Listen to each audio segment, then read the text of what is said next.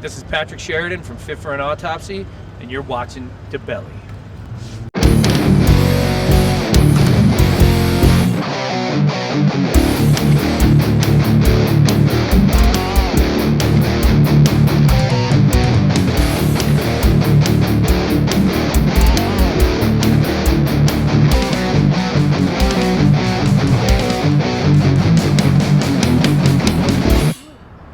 Hi, this is Dave from DaBelly. Tonight we're at the Nile Theater and we're going to talk to Pat Sheridan from For An Autopsy. Welcome to DaBelly.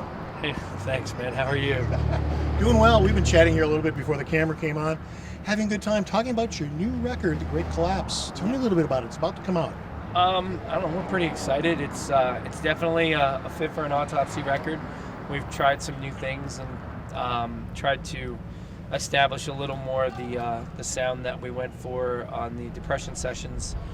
Which the song Flatlining kind of is a culmination of where we'd like to be and where we came from. So we're still really holding on to our roots and sticking with what we do, the aggressive For An Autopsy sound, but experimenting with some like new post-rock, post-metal kind of stuff, and not trying to get too far away, but still grow a little bit as a band. I've only heard a few songs off the record. As I mentioned, it comes out on March 17th. We're a little before that right now. There's definitely the For An Autopsy sound to it, but there's also some changes. You've kind of taken a few different directions. Yeah, I mean, it's impossible to make the same record. And it's something that I probably said to you in our last interview, was that I will never stop doing what I want and making the music that I want, and will never stop doing that. Tim, Hosian, and Blue, and Joe, we all think that progression is key. Like, you have to make ground, or gain ground rather, as you're writing music. Okay, so here's how it works. We're gonna get to the truth. I'm gonna stop bullshitting, and we're gonna get to the truth. So you make the same record, so then your current fan base is like, this is cool, but it sounds exactly like blah blah blah. And then, people who could be potential fans will say, well, they make the same record every time and blah blah blah. But then you do something new and interesting and still manage to stick to what you're doing, and maybe don't take a giant leap, but kind of stay in the world, but add some new elements. And then your old crowd is going to say, I like this record better. And then the new crowd's going to say, this is way better. And then, people will have their opinions. So, you know what? Opinions are great, and we love that. And we want to make music that the people that like our band enjoy. But we also want to have some gratification out of it. And I feel like we never step outside what we do far enough to really lose people's interest on that level, because we do keep in mind, hey, we started as a specific thing and we really like that thing, so let's grow but still kind of stick to our roots and not lose too much. But then I don't want to write Hellbound 16 times, I want to have fun. So hopefully everybody digs it. The response has been incredible, and old fans and new fans. I've actually had fans of the Hellbound era and come to me and say, I liked Absolute Hope, it was really good. It didn't do it for me as much as Hellbound, but this new stuff that you're releasing is like the culmination of all of that stuff, even maybe reaching back as far as your earliest recordings, and it's bringing people back in harder. So thank you for paying that much attention, and I appreciate the banter. I do. Yes. I appreciate, fans of our music. I hate the word fans. Friends of ours that support us when we come through, like taking the time to come up with an idea. Hey, I didn't like this as much as last one, or I like this better, or this sounds more like that, or this is cool. Like, that means a lot. So, that's people taking their time to pay attention. And that's something I've always said. If you actually listen to the record and don't like it and form an educated opinion on the record, I have more respect for that than somebody who hears 30 seconds of a song, turns it off, and never listens to the rest. Sure. Because, how many times have you heard a single and been like, and then you listen to the whole record and you're like, man, I missed this. You know what I mean? Yeah. So. Yeah, it's funny, the friend base. Friend base. Sometimes when a band puts out, let's call it a departure record, it's so much different from the last record. You get annihilated online, the haters show up. You know what? 6 months later, everybody kind of warms to it, and they come to the realization that what you put out was different than the last record, which is nothing wrong with that, and the new stuff that you're putting out is great. Yeah. I think the most important thing is that, let's say a band puts out a record that's on an extreme level different than what they've done before. I got to listen to that record and say, all right, does this feel honest? Yes. That's the key to this. Like, does this feel honest? Does it feel like they're reaching for money or reaching for fan base, or have they given up? You know what I mean? And they're just over it and they're making the record to get out of their contract. Like, there's so many different reasons. And if it feels honest and they're happy, then I say more power to them, and good for them for doing what they're doing and sticking to their guns and being happy. If it feels like a reach and it doesn't feel natural, then I got to say, all right, well, to what purpose? You know, and I feel like our stuff doesn't feel like a reach, at least for me. And I know I'm involved in it, and I know Will, you know, writes most of the music, and we are all very invested in the project. But I can listen to every record that we've ever done and sometimes be like, man, I can't believe I'm in this band. This is sick. Like, this is cool. I like our music, you know? So I'm very lucky in that sense. But I think that's the key. Just don't make it seem like you're reaching. You know, if it doesn't feel that far out of reach and it works and it sounds good, then you're doing the right thing. Yeah, well, speaking from the friend base, you can usually tell when a band, that honest feel, maybe it's not as produced, there's a reality to it. It hits you in the face hard, and there's a lot of bands that try to catch that record and they can't accomplish it. But I think you guys really do. The few songs I've heard off the new record, they sound great. They really do. Thank you. Thanks. I always put it back to this. Like, I'm a huge Lamb of God fan. Oh, yeah. And I'm also really into like punk and hardcore. Like, I love Black Flag. I love the Cro-Mags. Steely Dan, right? I love Steely Dan. Steely Dan's one of my all-time favorite rock and roll bands, and they had some of the best production ever for their time. Yes. And that stuff was recorded live, and that's insane to me. But yeah, I like a lot of different stuff. And to me, like, we'll use Lamb of God as an example. That first record, the New American Gospel record, production-wise, it lacks luster in a lot of ways, but I think it makes it so sick. Like, the drum sound is very interesting, and I think singer from Today Is the Day produced that record, Steve Austin, I think his name is, but it's just got this raw, like, punk rock, disgusting, like, gutter metal kind of sick feel to it. And then fast forward to my other favorite record by them, Ashes of the Wake, much more polished, also sounds sick, but has a different kind of feel to it. And I mean, if you want to look at a band that's changed over their career and hasn't reached, that's a good band to look at, you know, because they started as, like, when they were Burn the Priest, back before even a lot of people know about that, like, they were just a straight up, like, thrashy, gross, like, punk rock band from, you know, Richmond, and then they turned into one of the best, most polished, sickest metal bands of our time. And, like, from every record you can hear the progression and you can hear where they're going to go, so it never felt awkward. You know what I mean? So and we try to follow those rules and keep our heads above water and not drown ourselves in where we could end up, you know? Because, I mean, let's be honest, like, bands like us don't make a lot of money. We don't get a lot of chances to do these kinds of things, and when we do, you want to do everything. You know, it's like, oh my God, we have a budget. There's a budget. That's crazy. You know, so you want to do everything, but then you got to kind of rope yourself in and be like, all right, let's be realistic. Let's spend the money in the drum sound and don't go crazy with this, and, like, rope it back in and bring it back down to a level where you need to be. Like, I think that sometimes just getting carried away with the magic of it all can ruin a band too. You know, so there's a lot of key elements that come into play when writing, recording, and, you know, creating a sound for your band. You know, it's tough. It's tough. This album, certainly you've made a political statement with this record. I mean, the Great Collapse, right? It could mean a lot of things, but well, I'll let you tell us what it means. It's the importance of it. All right, well, first off, let me... Hey, dude, you ask me any question you want. We love working with you. You're great. But, okay, the most important thing to know about Fit for an Autopsy is we're not like a political band. Right. We definitely touch upon social issues and, you know, human issues and human rights issues. I mean, Will's vegan. There's some influence in there with some of his ideas, and we try to write music so it can be applicable for the listener.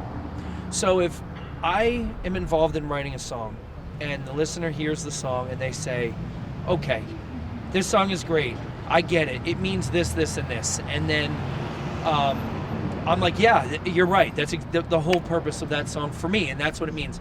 But if I write a song and the listener says, oh, you know what, this means this, this, and this, I might say to them, you know, like, that's not really what I was thinking about, but it's sick that you can take our song and apply it to your life in that direction and in that way. I think that's the mystique of well-written music, is that it means something to everyone, maybe on different levels, but it still means something. Like all these old songs, like now that my band is getting to do a little more stuff and we're getting to meet these people that I've been listening to for years, I might be like, oh man, you know, when I first heard this song, it, you know, I was going through this and it meant this and this to me. And sometimes they'll be like, yeah, that's completely different than what I wanted, but it's sick that it worked for you. So if I can have that kind of effect, and I know that, you know, we all contribute a little bit to the lyrics, but mainly the song ideas and where we want to go.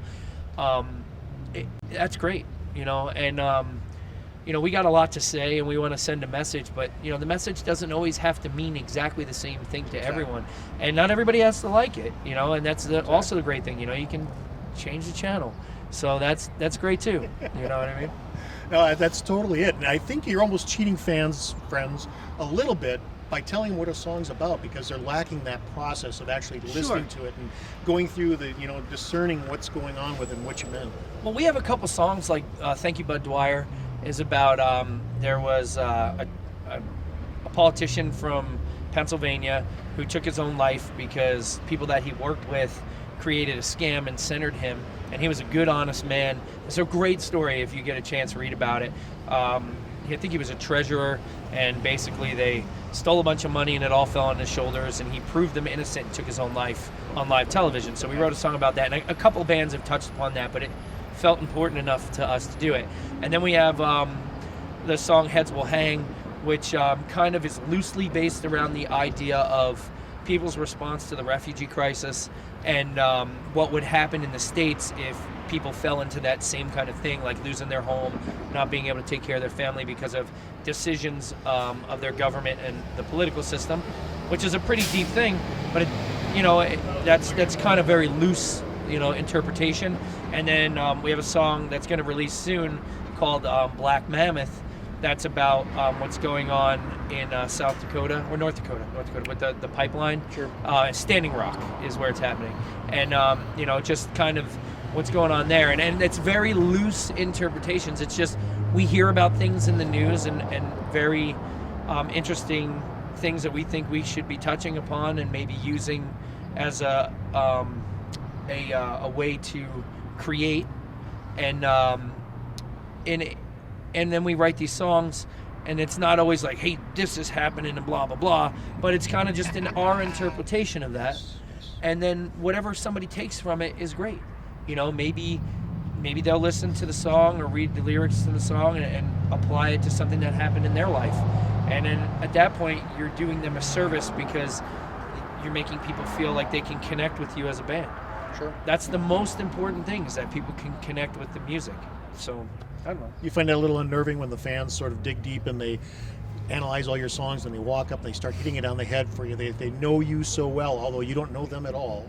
Is that a little unnerving for you? I don't think it's unnerving. I think it's creepy when like people like know about like my whole entire life. Like, hey man, I saw that you got your haircut yesterday. But it's like, you know, we post on the internet and people follow the internet, and we live in a world that everything is very, very, very linked now, you know, like we are very much a click away from each other's lives. Like 6 degrees of separation is now like -6 degrees of separation. One click of separation. Yeah, and that's cool. Like I kind of like that.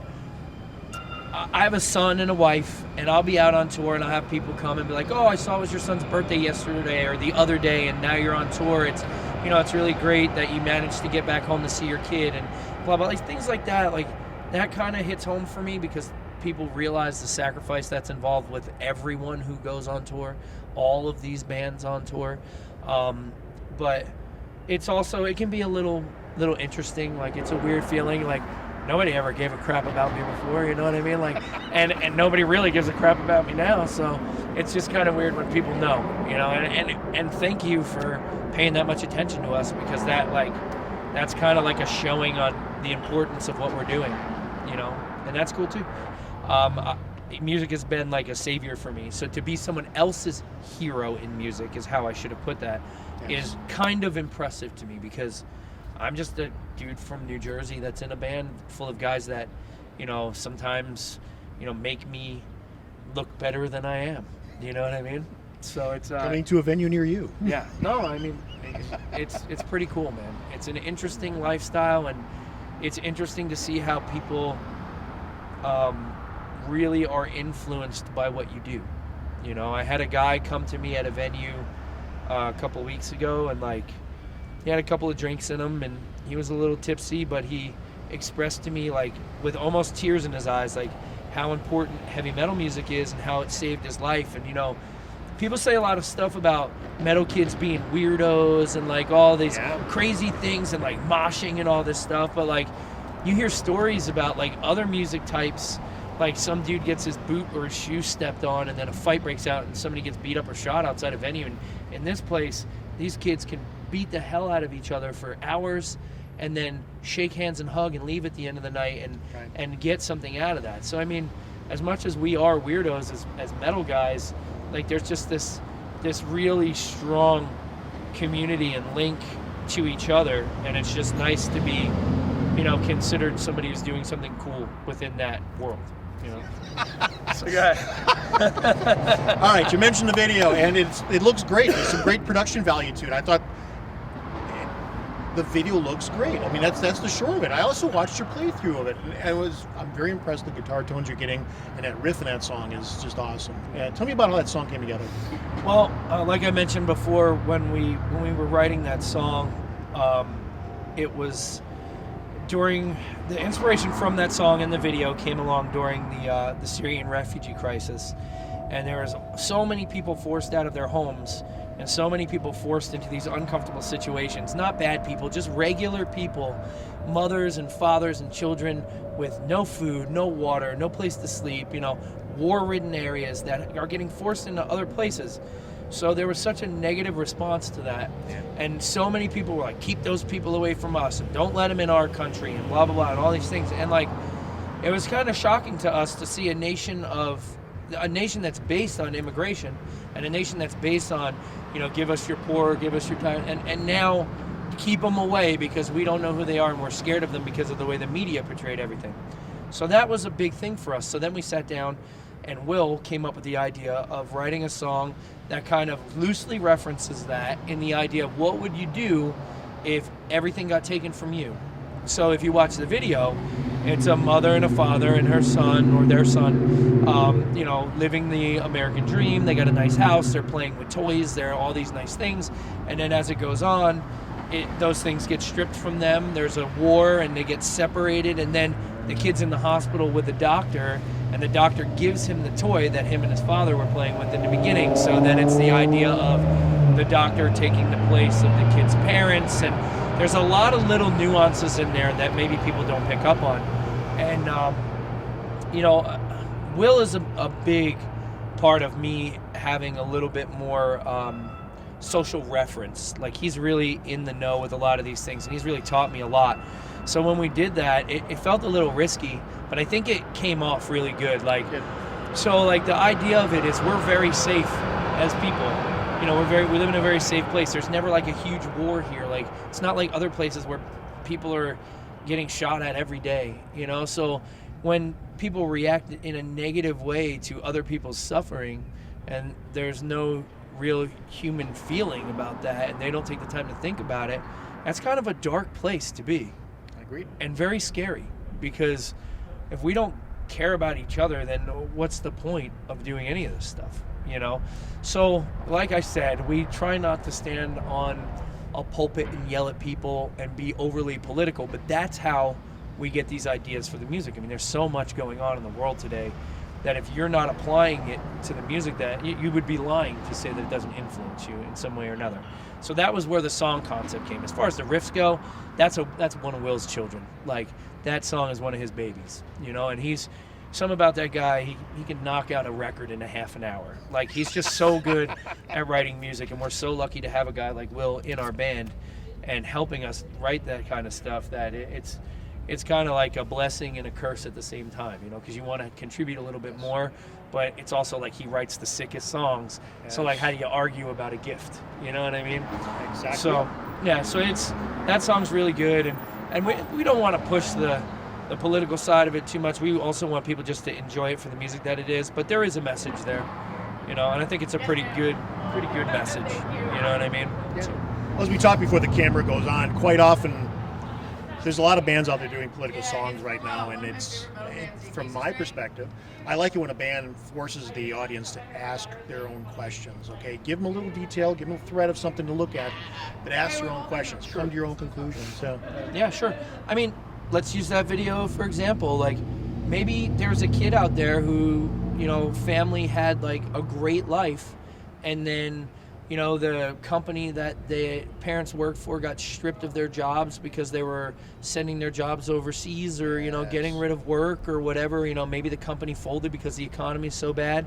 And then, you know, the same exact thing can happen. You don't need war to lose everything. It can just be something as simple as maybe your mom and dad got laid off from their jobs, you know, the auto plant or the bank went out of business or whatever, or something happened and then they lose their jobs, and then you have nothing, and then you're living on the streets. Like, that can happen to anyone at any time, and in our world right now it's happening more than ever.